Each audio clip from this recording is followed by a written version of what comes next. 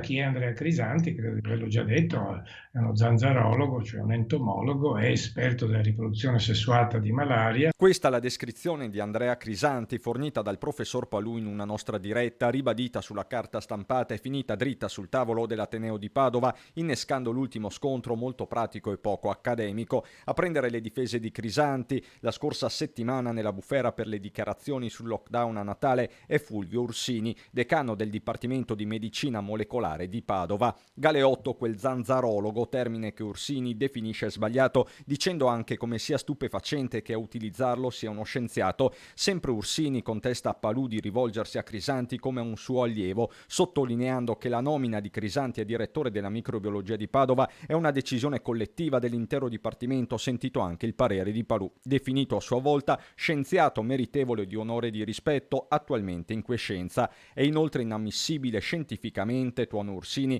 che si voglia generare un monopolio culturale sulla pandemia. Da evidenziare come la nota dell'Università di Padova non sia però a nome del rettore, che sempre ai nostri microfoni aveva preso di fatto le distanze dalle dichiarazioni di Crisanti proprio sul lockdown a Natale.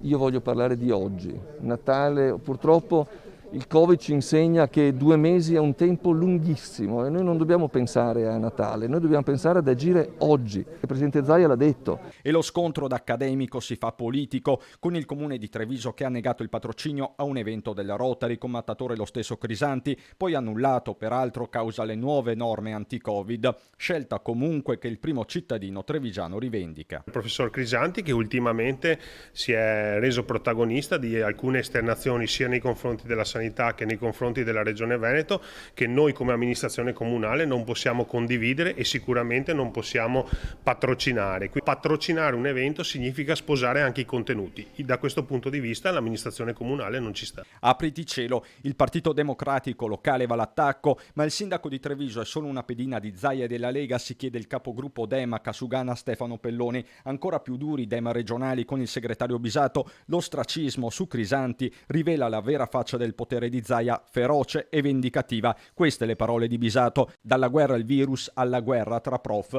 Il passo è breve, ma la curva epidemiologica sembra non curarsene.